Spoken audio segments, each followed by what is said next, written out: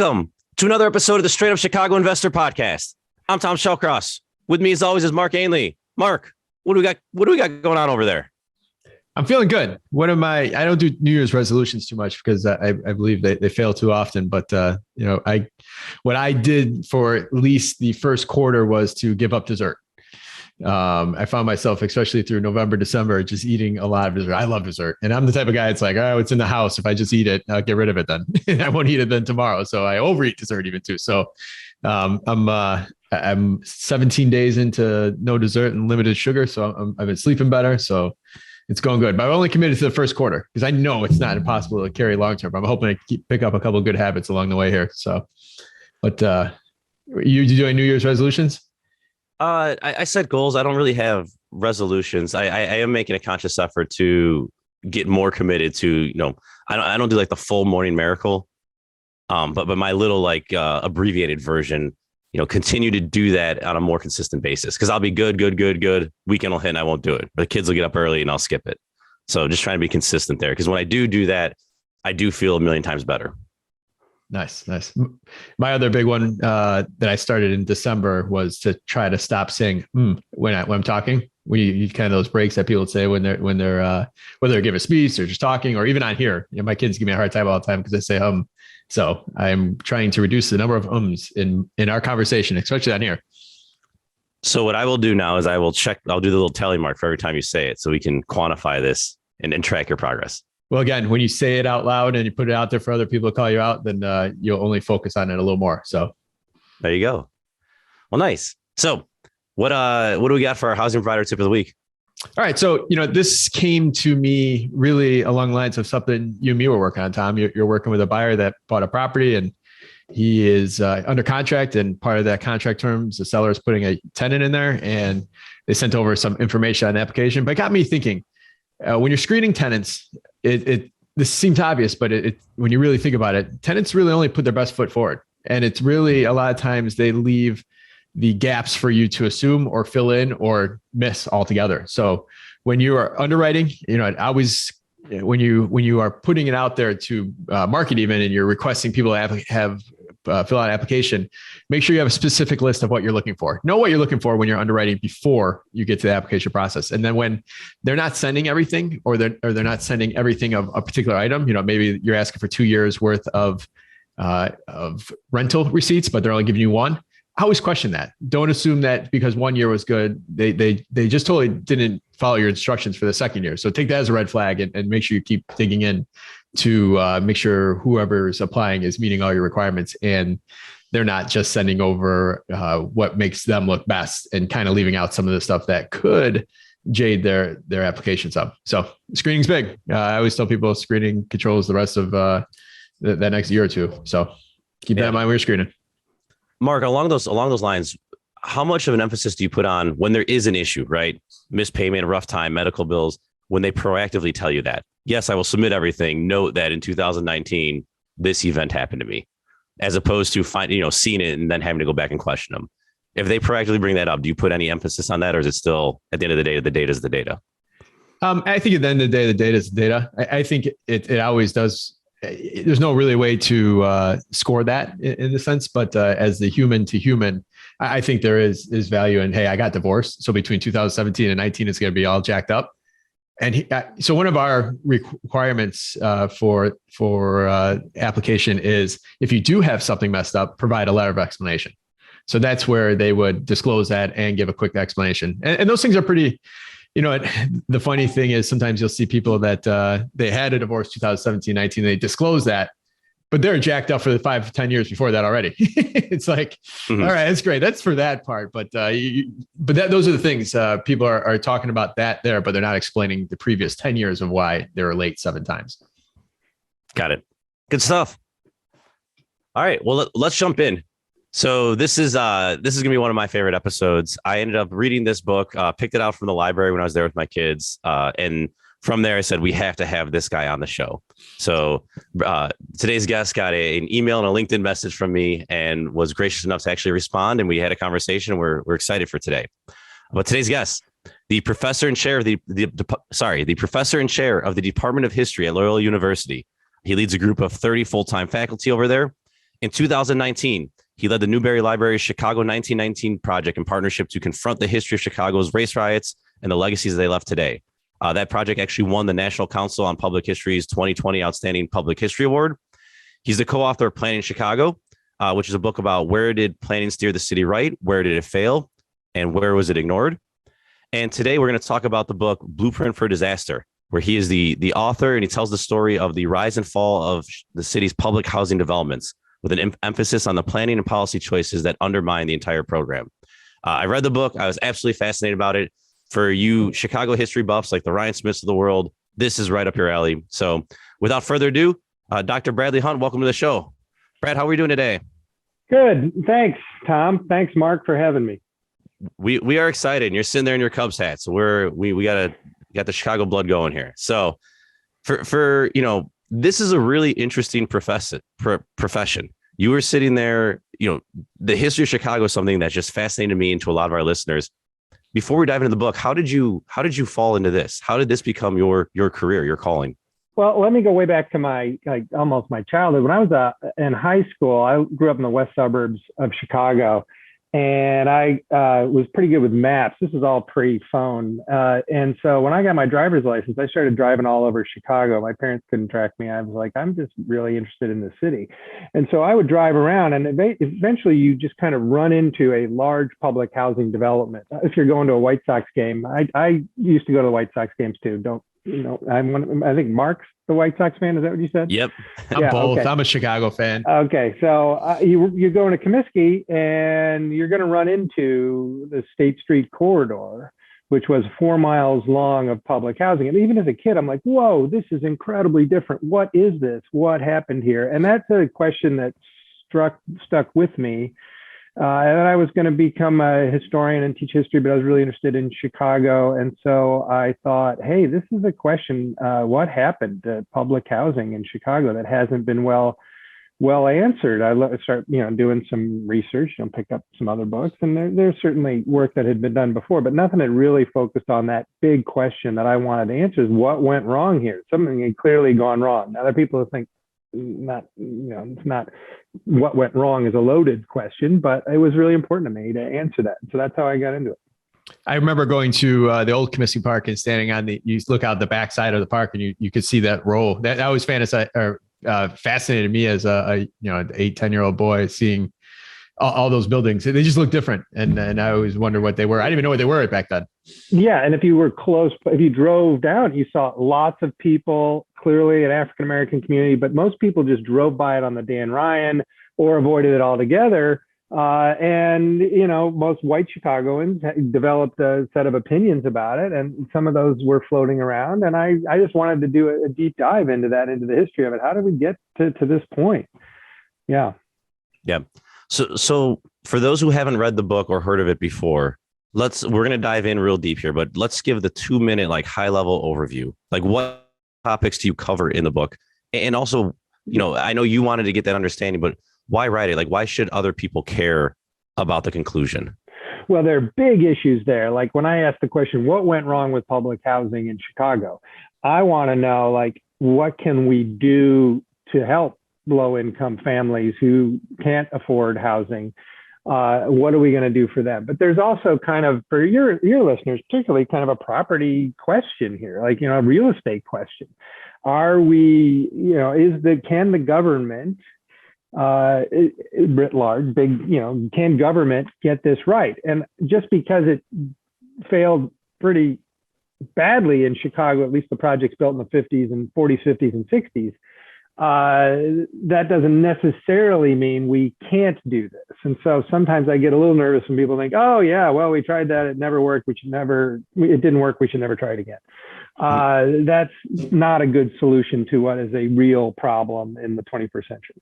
So you asked, what are the big points though? So what went wrong? Well, this is where it's hard for me as a historian, and you're going to cut me off if you please, to say, oh, well, there's one thing. No, there were many things. One is the racialized nature of housing in Chicago, that these were built in segregated communities. These were intended for the most part to be segregated. And that alone is going to create an aura of other, and make the stigmatized these developments. But then there were a lot of other problems, like design. These high-rise buildings for families with children, they packed them with lots of families with children. So that's an argument that I've made that was unusual and had not been made before. But basically, it's that these are large buildings, particularly ones across from 𝗬𝘃𝗃𝗀𝗏, the Stateway Gardens, the Robert Taylor homes, the Cabrini Greens, were built with 3, 4, and 5 bedroom apartments. Now, those are large apartments in Chicago. And when 80%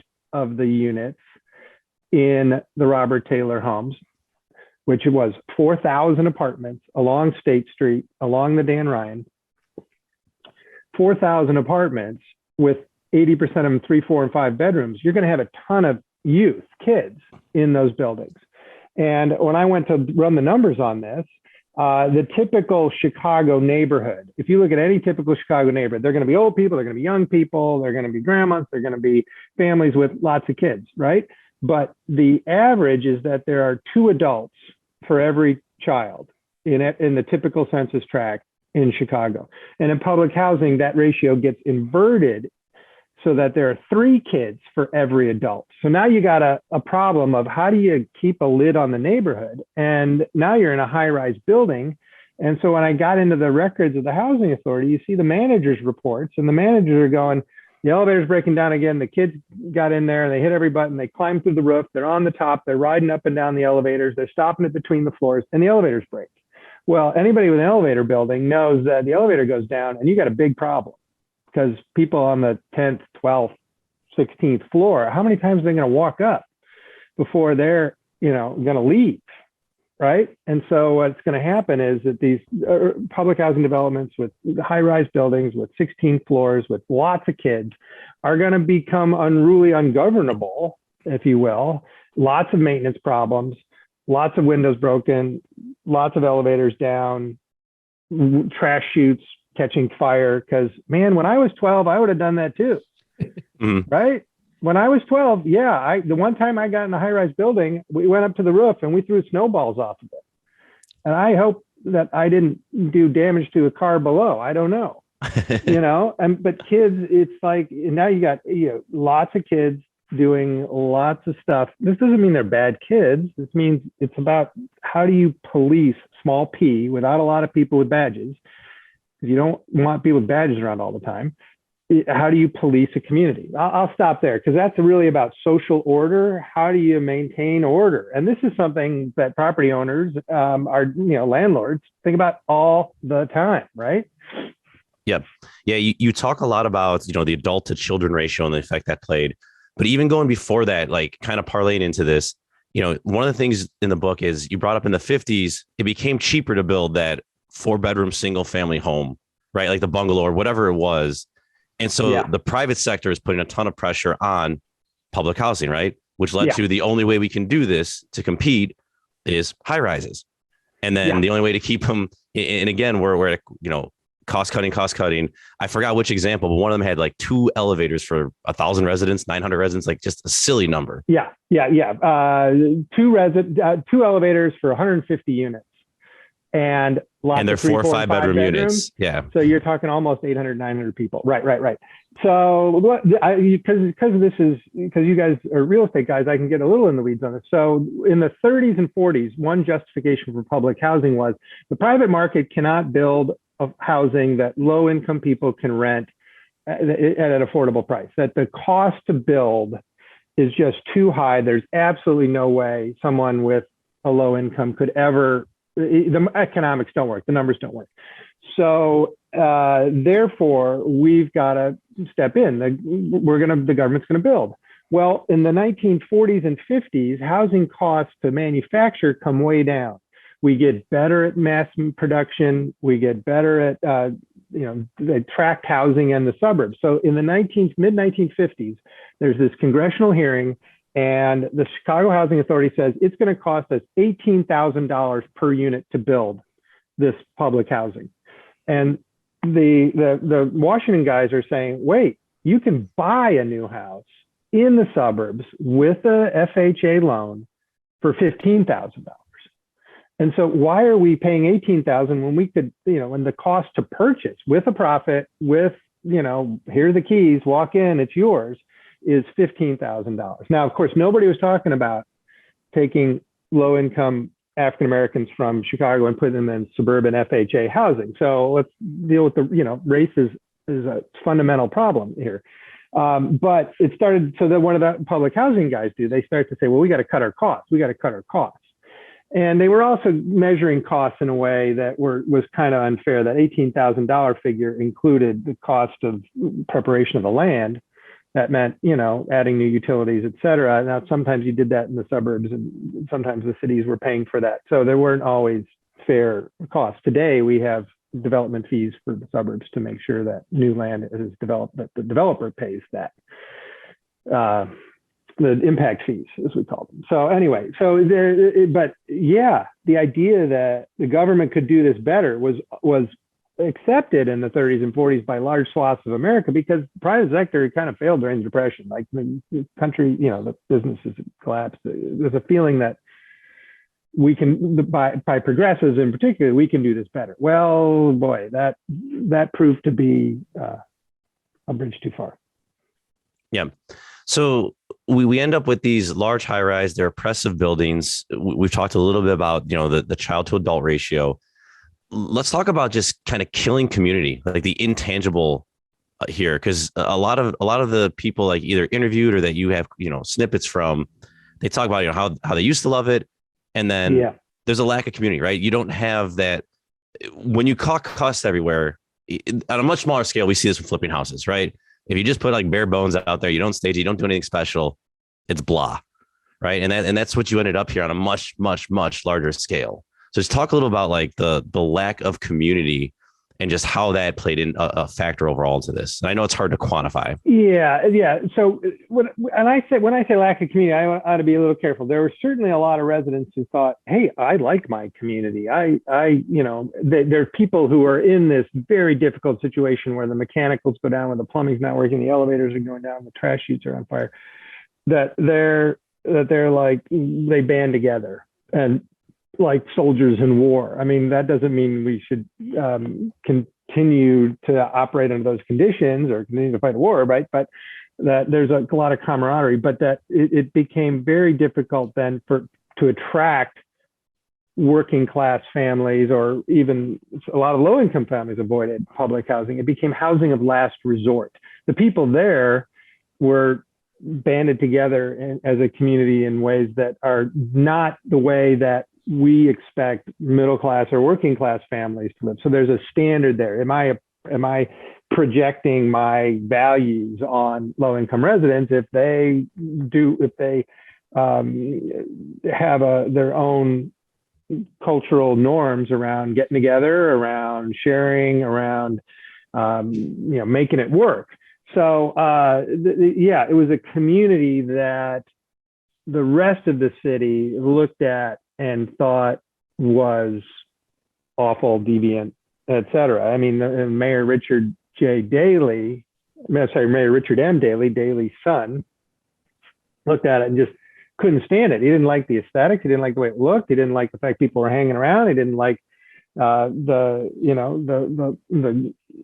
music and the noise and all the things that are part of the way that public housing residents adapted to their difficult situation. He didn't like that and wanted to tear it down. And so we've been tearing it down. And I think that was ultimately the right decision for mechanical and just because these buildings were unworkable as buildings. Sorry, that was I kind of wound around there a little bit. Community is important. But who am I to judge someone's community is part of it. I visited, and the conditions, when I talked to residents, there was this real contrast. So I walked into the Robert Taylor homes probably in 1997, 8, I can't remember. And all of the stairwells were just a disaster. All the lights were out. It was dark. I could tell vaguely there was graffiti all over the walls. The elevator didn't work. The smells were awful. It was trash and urine. It was just awful. And I walked up 3 floors and things were rusted everywhere. It just looked like, a complete disaster. And then I walked into an apartment and it was spotless. The tenants, to to make up for, to compensate for the chaos around them, had apartments often, not always, but often, that were just spotless to a point that I was like, wow, this is absolutely precise. You could tell that they were trying to create a zone of safety and order amidst immense disorder. And so, it was, there's a lot of emotion there. I think we still see that today in some of the rougher areas that we have, where they can't control the outside, but they have such a beautiful house inside. And we appreciate those residents, especially. Yeah. And they get together, right? And they who the ones who want to keep it together are, and you got to work with them. And that's true in any community. Now, the difference is, where I grew up in the suburbs, if I wasn't going to take a baseball bat to the lights in the hallway, which is what residents would do, what kids would do, right? And boy, I would have done that too, run down the hallway and knock out every light. What some kids did in the suburbs, and I did not do this, but they take baseball bats to mailboxes and think that was funny in the 1980s, right? Okay, you knocked out a mailbox, everybody, but you didn't, make it completely unsafe. You didn't destroy a lifeline to the passageway to your, you destroy how to get home. So I don't know. So I wrestle with this. I think it's more human nature, to some extent, poverty and lashing out against the conditions that people face. Well, in the early days, there's a lot of stories, positive stories about the high rises, and there's a lot of the good old day type conversation when they talk about some of the stories from the early years. And then it seems that from what I read, some of the screening changed and based on income standards and all that stuff. How did that affect? Give us a little explanation of what I'm trying to say here, and kind of elaborate a little more on that. Yeah, great. So two things are going on. One, in the late 60s, there's an effort to really address poverty. And so some simplistic policymakers in Washington said, well, we've got this asset called public housing. It's low-income housing.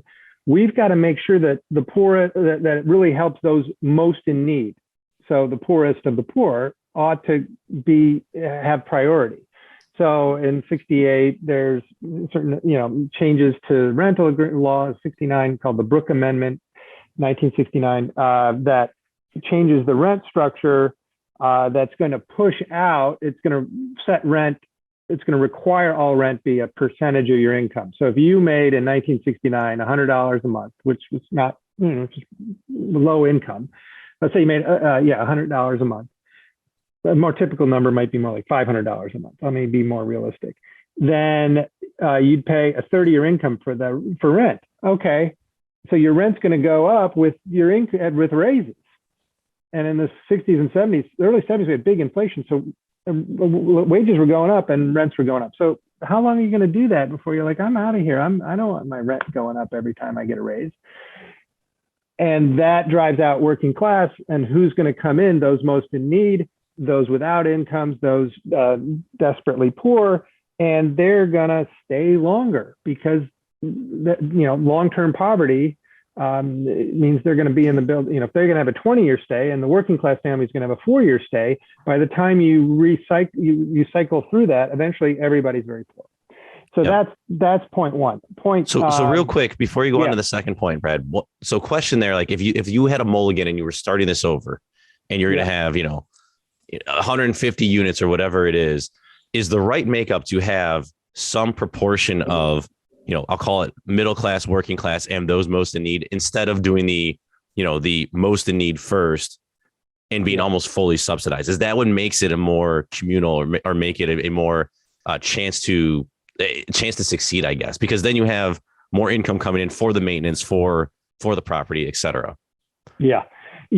So a lot depends on the subsidies and the economics of it. So these mixed income communities that we're building now, where it's roughly a third, although those numbers aren't always playing out, where a third of the residents are low income, below 80% of market, often below 50% of fair market rent, in terms of their income. I'm not using those terms exactly precisely. And then a third kind of in a middle working class mode, and a third market rate. The idea is that, okay, there'll be enough residents who have enough at stake to small p police the community. Now, that's a very complicated story. I'm not sure that's the best model at all. It's one we're trying. It's working a little better than the old one. The idea that there are buildings in Chicago that are perfectly well run, that you drive by all the time, that are high rise, all low income, but there's a bigger range of low income, and they have stronger property management, and they have stronger subsidies to make sure that the building has the money to fix things when they go wrong. So there are ways to do low income housing. These are privately owned, privately managed, federally subsidized, where nearly 100% of the residents are subsidized, but the range of low income goes from deeply poor on welfare, barely making it, to 80% of fair market of median family income. Sorry. Where there's a working class element where people are working, and it's fine. 2200 South Michigan is a building that I did some interviews in with the manager and residents, and you'd walk in and be like, yeah, nice building. Not a luxury building, but perfectly nice building. Got it. So sorry, I'm getting on too long. No, it's all good. It's all good stuff. So we were talking about just the change there from the lower income limits and squeezing out. So we had one. What was the second point? So point one was the rental structure. Point two is that working class families didn't want to move into these chaotic environments if they could avoid it. So you can't attract people. And so by the mid 70s, the housing authority has a hard time filling the upper floors of their buildings, because people know, like, these elevators are going to go down. Who wants to walk up with their groceries after work, right?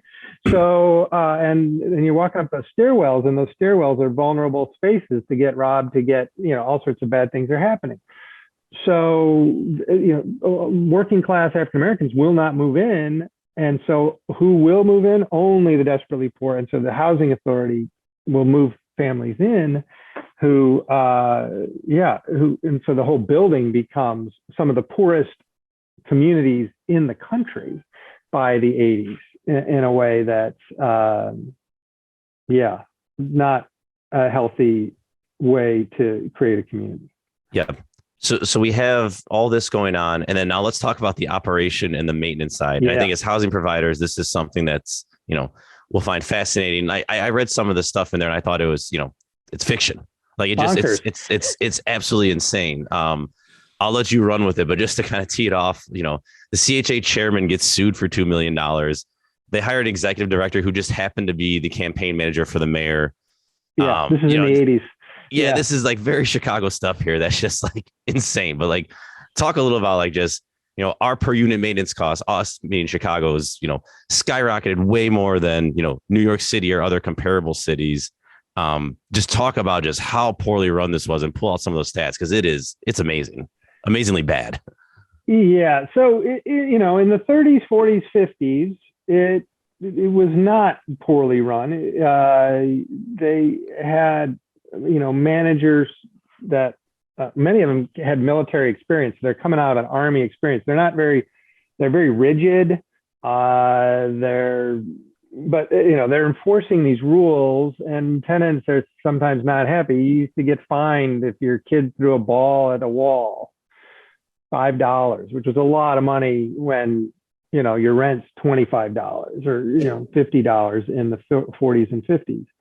And that's, rents were low, and, a typical rent might be $80 in 1951. Right. So, it's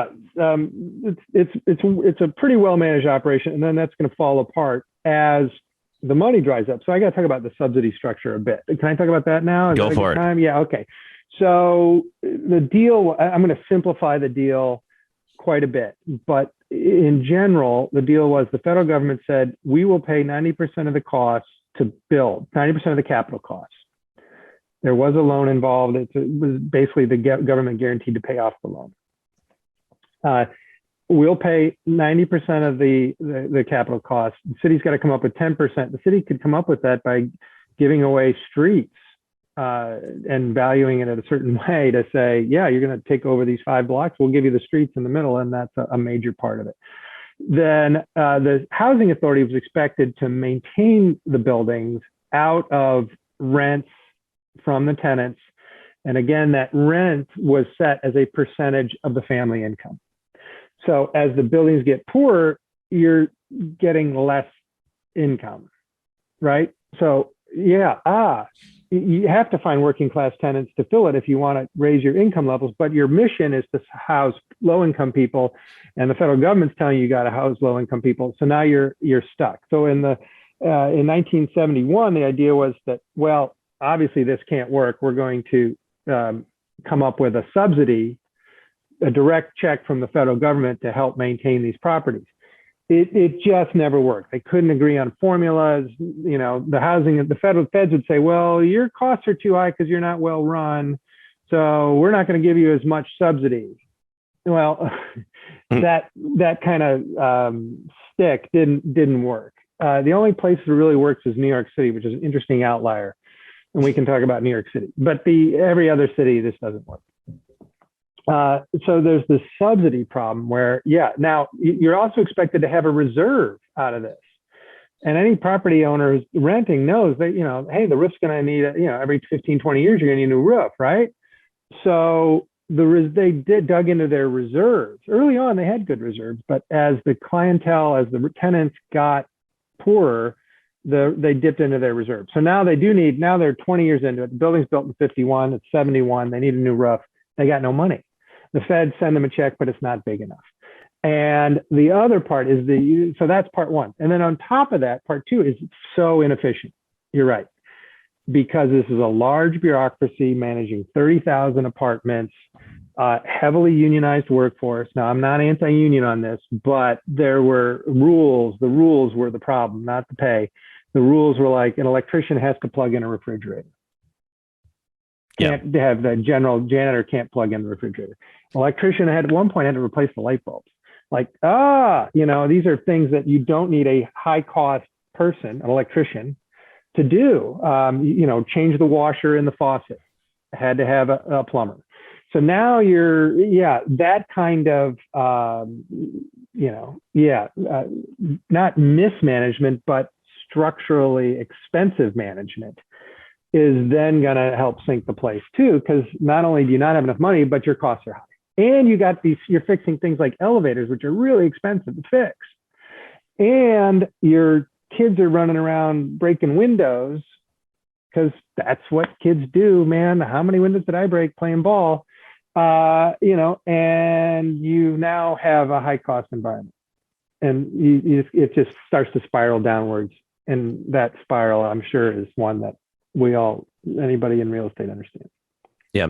I think what just pulling that thread, in the book, there's a 1980 study that showed the average CHA building had over 1,000 uncompleted work orders.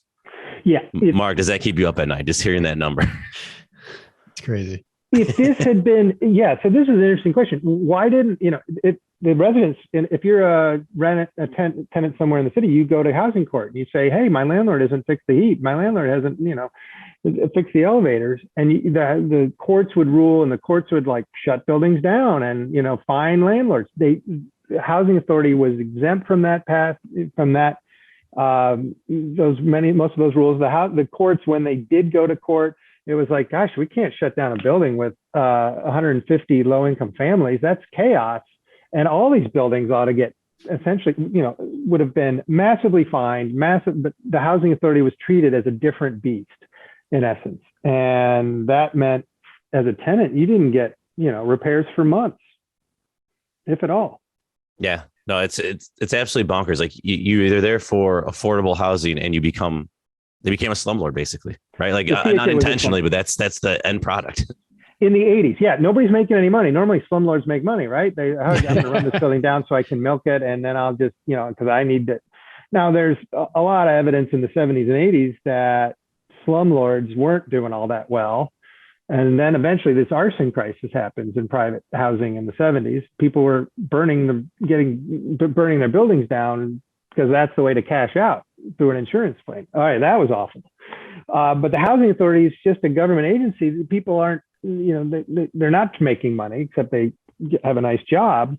So why, there's no incentive to either way. The incentive structures weren't great. And I'd like to think we've learned from that. It's not that government can't do it, but that housing may be, to own it, to run it, to set the policies on all of it, it may be too much. Now what we do is we subsidize and set policies. Somebody else is going to build it and run it. And that then we can police the building and put small p, we can, oversee and regulate the building design, construction, costs, and maintenance standards. And the government can subsidize that to what its true cost is. Got it.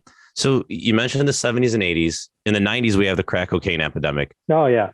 And, as a kid growing up, that's what I was always told, like, that's what killed the projects. These were nice, happy places. And then that came along and just destroyed them, which, obviously we're learning here and from reading the book, that's not the case. It's almost like a business, at least the analogy I'll use is it's almost like a business that was failing. And then COVID gave it the last push and knocked it out. Interesting. Yeah. That's an interesting analogy. Yeah. So when I interviewed residents, I worked on this oral history project with public housing residents, and if they arrived in 1940, they said this was the best place ever. It was wonderful. But by the time they left in 1950, well, it was not as good. And the resident who arrived in 1950 said this was the best place ever. And then 10 years later, I left in 1960 because it had gone downhill. And I couldn't live there anymore. And the resident who arrived in 1960 said, oh, best thing ever. And 70, that their experience was decline the whole time. Now, maybe that's human nature. Maybe, I don't know, it's where things get better. But there's a sense but when you look at the quantitative stuff and you look at the conditions, there's no doubt it's just this long, steady decline. And the 90s are the bottom, 92, 93, 94, the crack epidemic. Look, Vince Lane, who was a charismatic guy, ended up going to prison in Denver for FHA scandals, which is kind of sad. He, had these huge police raids. You bring in all the police, and we're going to get all the guns out of these buildings, and we're going to get the people who don't belong here, the gang leaders who are squatting and using it as a drug haven, et cetera. We're going to get them all out. And he tried this, and it was like absolute, it was whack-a-mole, first of all. And it was this enormous concentration of policing that picked off the residents who were, many of them who were perfectly good tenants. Some of them want the heavy policing, but then the policing comes and then it goes, and now you're back and it's just as bad as ever. So yeah, the drug epidemic was a disaster for those communities. Sorry, long answer. Yeah, no. And, one of the things that stood out to me was they're out of money, that they're not getting the subsidies from the feds. And then security costs go from 7 million to 80 million in that 10-year period, like 10X's and you're done. Yeah. So they are going to get more money from the feds just for security. So the feds pay that bill.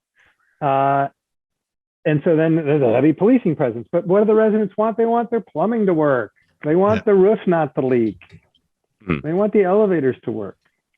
And then the elevator scandals. So the elevator scandals were written up in the early 80s, where there were two major elevator repair companies, and I'm blanking on the names of them. Otis Elevators. Otis, and I can't remember the other one. So the CHA would bounce back and forth between the two, but the companies would just hire the same guys who'd worked at the developments, the public housing developments. So the maintenance workers were the same, and they knew how to wait till 5 o'clock. So it was an overtime call. to come fix. They, there was some evidence of occasional sabotage, so they'd have to come back and keep, that the companies weren't, that there was a feeling that these properties were the Wild West and do what you want. Yeah, in 2.2 of their $3.1 million in payments in 1 year were for undocumented extraordinary repairs. Yeah. So 2/3 of the repairs of pay was towards undocumented work orders. Tom, you know my book better than me then. Dude, it's nuts, man. It's absolutely insane. That's like fictional. Yeah. Can you imagine running a business where you don't know where 2/3 of your, what happened and 2/3 of your repairs? How'd that happen? We don't know. Or running a business that just continuously dies and goes downhill for 40 years, 4 decades. A well-intentioned yet flawed governance, flawed policies, but perfectly well-intentioned. So this is, this is stepping back in that big picture. Does this mean, these well-intentioned ideas are be careful? Yeah, it does mean be careful. Doesn't mean we shouldn't try. And I actually think we're a lot better today at it. But this was a debacle, and it influences the way, a lot of people think about government. They think about like race. Now, when I teach this is interesting. So I put up slides and I tell my students about this, and then I put up a slide that doesn't look like Chicago. I'm like, this is not Chicago. Where do you think this is? This isn't anywhere in the country. It's like, looks kind of almost European, maybe Asian, like a building that's kind of a mess and, run down. And it's Scotland. Scotland built a bunch of high-rise public housing in the 60s and 70s, and it went to hell. Now, everybody in Scotland is white, right? These are white residents. So there's this kind of myth around, Chicago. Well, this is a problem of the Black community. We built these things, and and those kind of racist notion. We gave it to them, and they're just not up to it. And that's not cool, because we did this in other countries, and it went to hell. Now, other countries have done fine. Sweden, different model. Maybe it's the money, it's the management. There's a lot of policy reasons for these things. We shouldn't turn to race and say, have a kind of I think that's an important point. But got to get in the weeds, got to get under the hood, and got to look at those balance sheets. Very true. The maintenance costs. Yep. Tom, I don't know what your exact interest is, but I know you and me both love this topic. And I think thinking about this coming up this episode, my interest is how something could fail so big and so over time and with so much public funds and just under everyone's nose. It's just, that's what amazed me about this. No one wanted to take it on until Richard M. Daley decided to take it on. So you got to give that guy some credit. Now, it doesn't mean you have to agree with everything he did, but everybody else has dodged it, avoided it. It's like, this thing's in concrete. You're looking at them and they're going to hell. And everybody's like, what do we do? I don't know. Nobody wanted to take the residents. Yeah. Defer. Ms. Byrne moved in. Byrne moves in. Right. I'm going to draw attention to this. And boy, that lasted about 3-4 months. I can't remember, maybe 6 months. She's serious. But it was, in the end, a stunt because she didn't have a lot of power. It's way too expensive, and the federal government wasn't going to let her tear it down. But eventually that becomes an option in the 90s.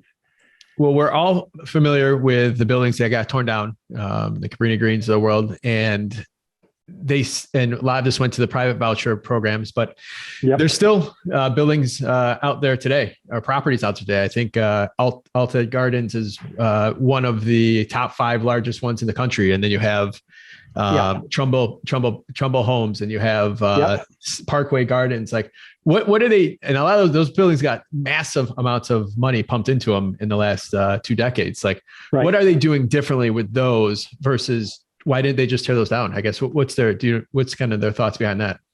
Yeah, I don't have a great answer on why some were saved and some weren't. There was just a general feeling that high rise. There was a test. They ran some numbers. I've never seen those numbers as to what determined what came down and what didn't. If you look at the patterns, it's most of the high rise communities came down. The ones that were saved were the Bertrand Goldberg buildings, look like the corncob towers, like Marina City. They're at 22nd and Cermak. That's the Hilliard homes. They're architecturally significant, and so they thought, well, we ought to renovate those. But Wildcoat Gardens, way out 130th, and it's almost like isolated out there. I think that the argument was that it would not be expensive because those were low-rise, two-story townhouses. It would not be that expensive to renovate. It's just an easier renovation, and therefore it should be saved. But that was controversial because that's 1,800 apartments, or now 1,500. They did tear some down to de-densify. I hope I got my numbers right on that. Don't quote me. But that the de-densification would give some more space, make it more livable, and that we need affordable housing in the city. I'm going to be very interested in the long run, how well Elko does in the long run, because it's not well located, not easy access to transit, although we're building the red line down there, extending the red line. That the question is, private management is part of the policy. So now the housing authority pays a private manager. If they don't like them, they can fire them. Big difference than the old way. Mm-hmm. And the subsidy structures are a little different now. And so they hopefully have enough money to, fix things.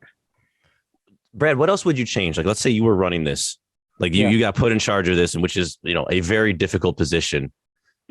Where do we go from here? Like, what else would you like to see that they're not doing?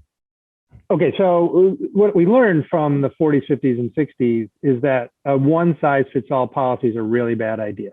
The idea that we have a housing authority that built 30,000 apartments, and that there's one set of policies to govern who gets in and who doesn't throughout that whole 30,000 unit system.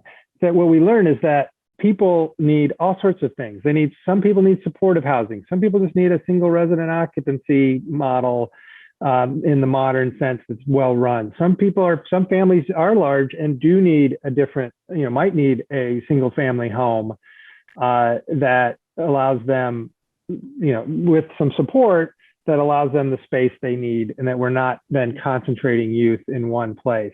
Some people, that we want to encourage moving to home ownership, and that's a perfectly reasonable model, so that it's not one size fits all. And that would mean a whole wide range of things. That might mean investing in some SRO buildings. That might mean investing, buying houses and renting them back, as some of the newer models. Working with private developers to subsidize a portion of the building. Now, I don't. All of them work okay. None of them are a silver bullet. This is a complex problem. To think that there's one answer, no. There's the set aside problem in the city, where it should be 10%, should it be 20% for some of these buildings? We're paying into a housing fund. What's happened with the housing fund? I don't know enough about that in the last 5 years to really give you a good answer. You probably have better people you can talk to on, absolutely have better people you can talk to on that. But just don't think there's one answer. But if I were in charge of the housing authority, Chicago Housing Authority, make the housing authority a developer that's much less like, that's not so scared. I mean, they're just trying to not repeat the mistakes of the past.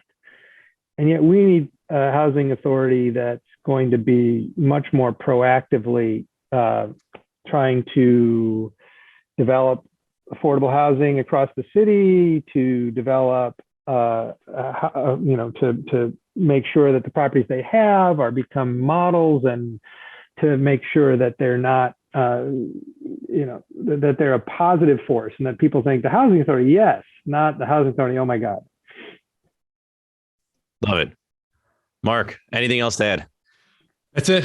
Amazing episode. We're going to put the link to the book in the show notes, and definitely promote it all over social media as well.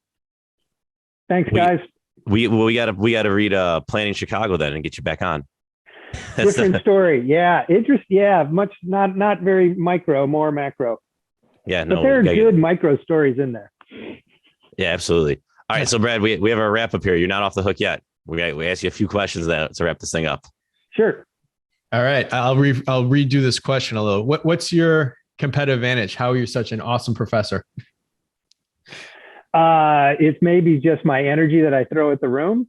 I also care deeply about the students that I teach, and I want to, get to know them and try to understand their needs. It's that human, it's the extrovert in me. Yep. So let's say one of your students wants to start investing in real estate in Chicago. What is one piece of advice you would tell them before they buy their first property? Ooh, wow. They're going to invest. I'd say take a hard, that property inspection, take a hard look at those numbers. Understand the numbers. If you can't understand the numbers, then you're not understanding how this works. But that's kind of vague. I'd say go talk to a pro. That's a good answer. Understand all your numbers. We like it. Yes. We like it. What do you do for fun? I play paddle tennis, which is an obscure game. I'm into woodworking now. But yeah, I like to build stuff. Well, what's the last thing you built? I'm building a podium. I'm in the middle of a podium for the history department at Loyola University because we had this plastic crap podium, and I looked at it and I said, "Why do we have a crap podium? I want an attractive, like a wood oak stained, something that looks professorial. We got to look good too." Professorial, awesome. I like you took it in your own hands. Yep. Yeah, I'm actually literally. doing it. Yeah. I cut the wood. Yeah, on Saturday. So, what's a good book, podcast, or self-development activity that you would recommend to our listeners? You can't say your own books. We'll already piped those, but something else. Oh, gosh, I read for work, so it's like work. I read Jonathan Green, The Anthropocene Revisited over Christmas, and I something about him grew on me. At first, I was a little skeptical, but by the end, I was very happy I'd read that. And what was the name of the book? Jonathan Green, The Anthropocene Revisited. It's his kind of vignettes of like how crazy, and it's like long histories. It's hard to explain that book. It's like all these vignettes, these little short. He gets ratings, so he'll be like, I can't remember that. You have to cut this. We'll link to the book and we'll link to the Amazon. Yeah, he gives reviews. He gives like 5-star reviews, like a Yelp review to things like the pandemic, like COVID-19, 1 star. But that doesn't do justice to the narrative, the review that he gives. It's a series of reviews of things he's experienced in life. Anyway, that's better. I did better. Awesome. What was the other one? A podcast. I do listen to a bunch of podcasts, but and some I listen to Ezra Klein. Sometimes I get frustrated. Sometimes I really like it. I listen to politics ones that are all over the map. So I don't know. I'm looking forward to listening to more of yours. All right. Thank you. Besides yourself, name one person in your local network that you'd highly recommend to other Chicago investors. One person in my network? Or that want to learn about Chicago history.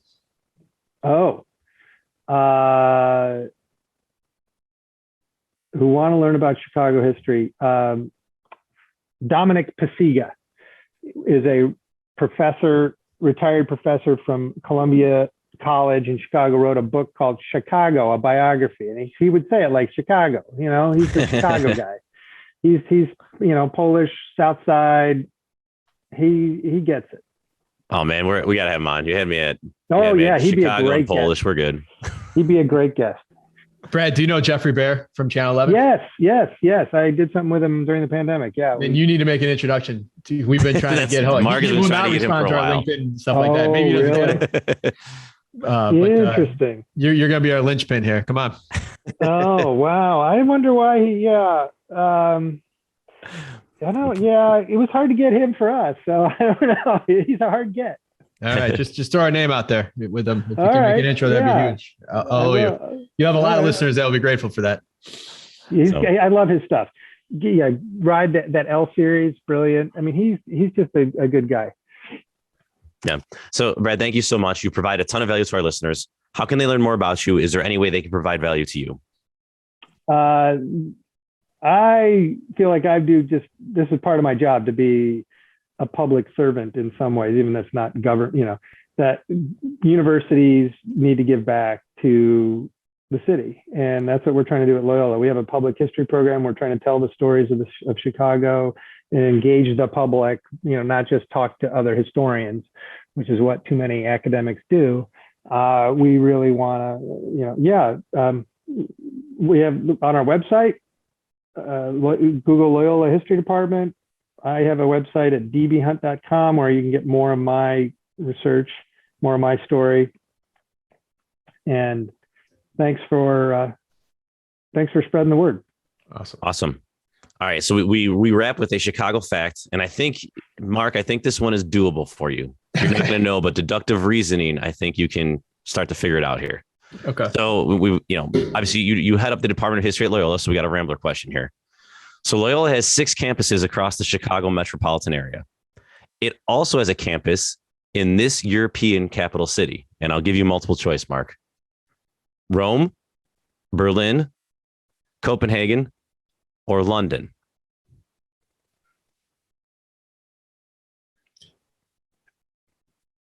I would have said London. Okay. Brad, do you know this one? Yeah, Mark, we're Catholic. It's a Catholic school, Mark. Oh, Rome. Oh, man. I was gonna give the obvious, Loyola, a Jesuit university. I'm Orthodox. I didn't make the connection. I'm sorry. That's fine. Oh yeah, no. Yeah, oh, Brad, if you can see your face of oh my gosh, how'd you not get it? All right. That's all right. Yeah. That's right. Awesome. 12 years of Catholic schooling over here, right? Yeah, I got 2 Catholics on here versus me. I didn't get that one. One of my dreams is to go teach a semester in Rome eventually. Yeah, that'd be, sometimes they bring faculty over maybe for the summer, and we look at Rome and cities and look at their housing, and they do it totally differently. It's everybody's packed in this tight city. It's they make it work. Yeah, that's awesome. All right, Brad, thank you for coming on. Tom, thank you as always. Listeners, please go over to our website, straightupchicagoinvestor.com. If you know someone that'd be a valuable guest, if you know somebody that would a topic you want to hear about, someone this weekend told me about they want to hear about short-term housing, Airbnb. We haven't done a show on that yet. So if anyone has somebody that is an expert in that, we'd love to have them on here for an interview. So thanks again, Brad. Thanks as always, Tom, and we'll see you next week. Awesome. Thanks all. Thanks.